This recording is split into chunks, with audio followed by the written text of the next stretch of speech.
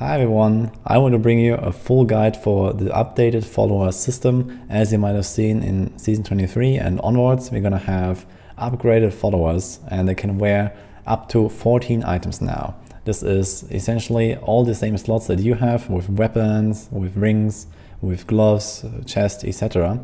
and the follower relic as the 14th item. And on top of that, they also get reworked skills and they are generally just much more impactful. Especially for Tournament 16 solo farming, this will be incredible because there are certain effects with the new emanate system that will count as if you had them on your character when they are on your follower.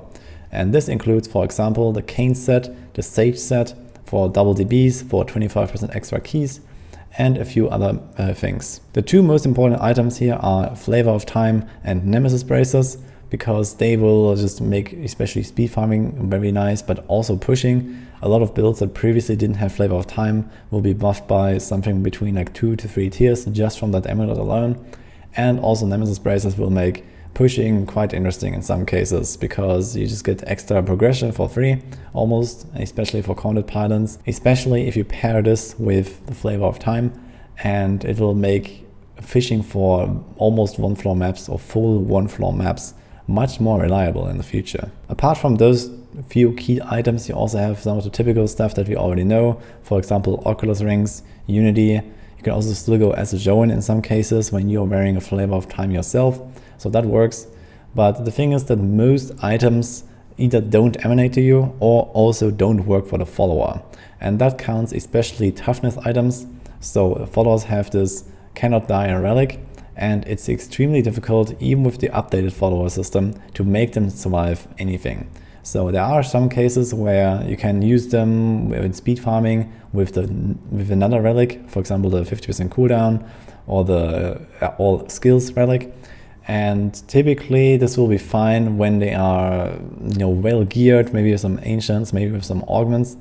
But typically it will be quite difficult to make them survive when you're pushing. Things like Aquila, Stone Gauntlets, Crimson 3-piece bonus all don't work for the followers, and this makes it extremely difficult to have them survive anything. A few builds can do it, for example Frenzy Barbs, because they give extremely strong party buffs, and you can actually have your followers survive even on the pushing tier, at least most of the time if you have them juiced up. But that's almost about it. Maybe something like an Inner Monk also can do that with the healing and the defensive buffs they provide. But yeah, let's hope that for the future Blizzard will fix these things. Also, you can't really make your followers deal any damage.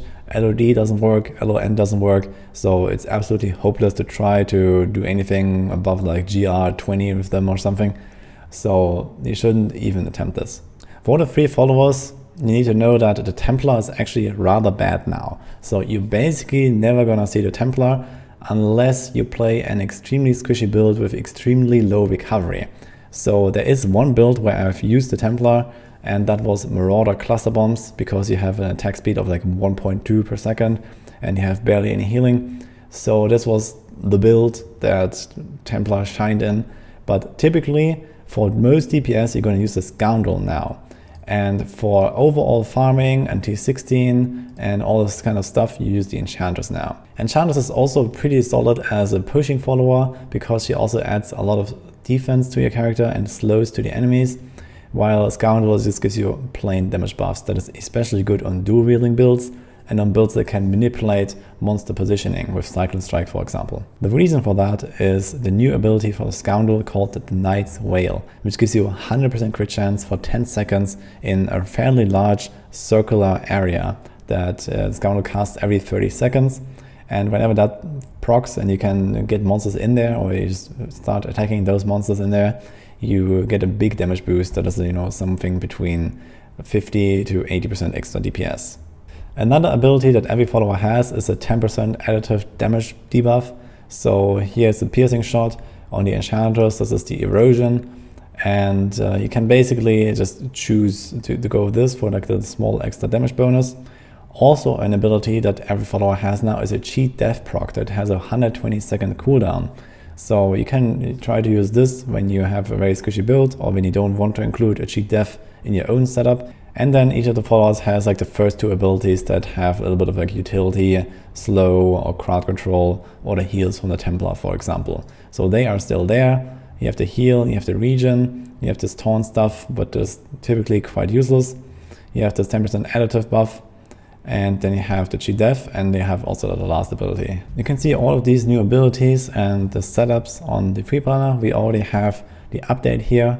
You just press PDR, and then you will see this selection here between the character and the Templar, for example. And here you can also drop down to have a different follower, and you can see all these abilities here, and then check it out for yourself if you like. Obviously, as we are in the process of updating all our guides here for season 23, we're also gonna add those follower setups to everything on Maxroll. So you see this wizard and enchantress button here essentially, and when you go to any of our guides in the future, you'll also see the same buttons here, so you can needlessly swap between the character and the follower to understand what is where. So now how to gear those followers.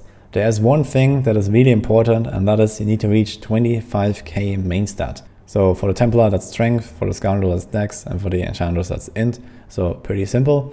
And typically it's rather easy to reach that because they get a 2.5 multiplier on their main stats. So most of the time you're gonna reach that with maybe a few ancients, and then you throw in the sockets here everywhere, like those rubies here, and it will be not really such a big deal. You don't need any organs for this. As long as you keep the immortality relic on the follower, you don't need organs, you'll be fine. Aside from those main stats, you also might want to stack attack speed.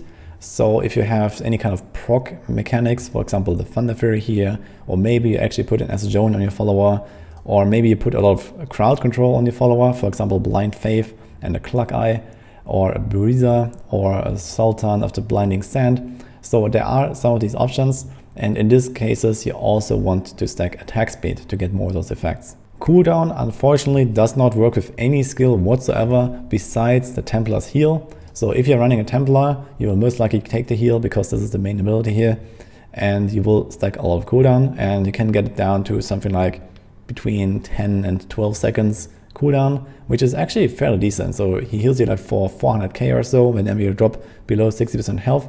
That is really nice. So it's a lot of recovery, especially if you combine this with the loyalty here, which goes up to 20,000 regen. So this can really help you out on some of the squishy builds.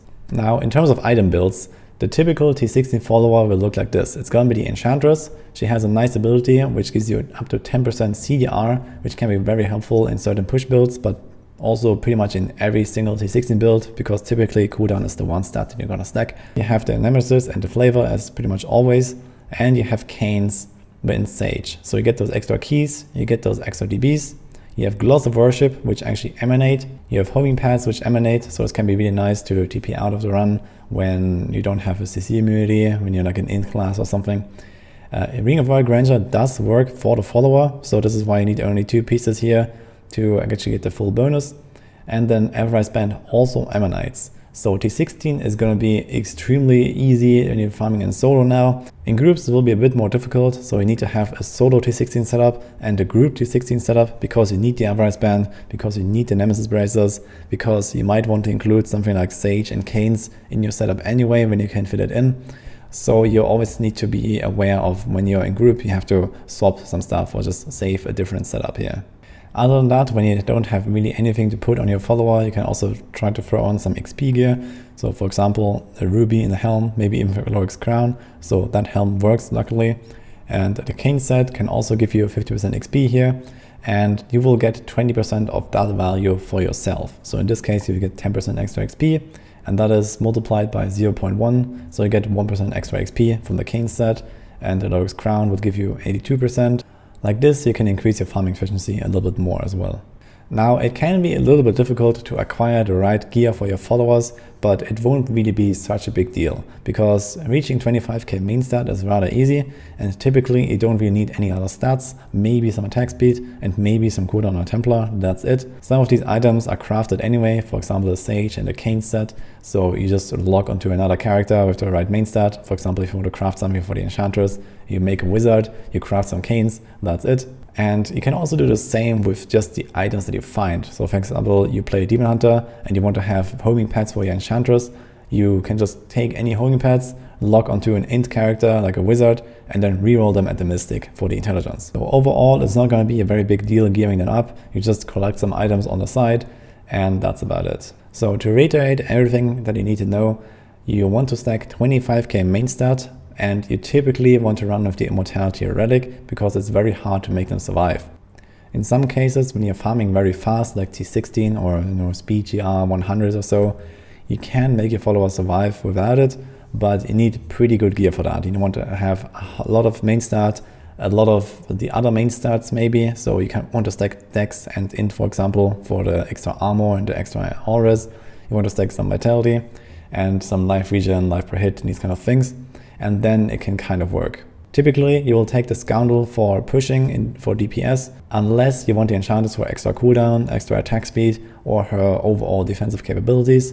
And the Templar is pretty much useless now. So a few builds will take the Templar, but most of the time, it's not really a good choice anymore. The key items to put on your follower are Flavor of Time, Nemesis, Oculus rings, Unity, Immortality relic. And then in T16, you can also add Avarice band, Sage, Cains, Gloss of Worship, and homing pads. There are a few more items that work with the Emanate system, but they are typically pretty much useless, so I wouldn't really go for them unless you really want to optimize the small little things, but I just want to give you the most important ones here. So that's it for this guide. I hope you're gonna have a lot of fun with the new followers. Definitely for solo players, this is quite a boon, especially T16 farming, especially solo speed GRs. Solo will catch up a tiny bit towards the groups, so this is always awesome and always welcome. So I'm really glad to see this update to the followers. Even though a lot of stuff doesn't really work as well as I hoped it would, I believe that this is just kind of the first step, and we're gonna see a lot more items to be emanated and maybe a lot more stuff working on the followers, or perhaps even a lot more items being introduced to work with the followers or with the Emanate system. Right now, we simply don't have many options in many slots. So I would definitely expect to see, maybe 5 new bells and 5 new shoulders and 5 new helms or something, with all kind of like little small effects that you might want to use in the future. But we'll see. Hope you liked this video here, and see you guys next time.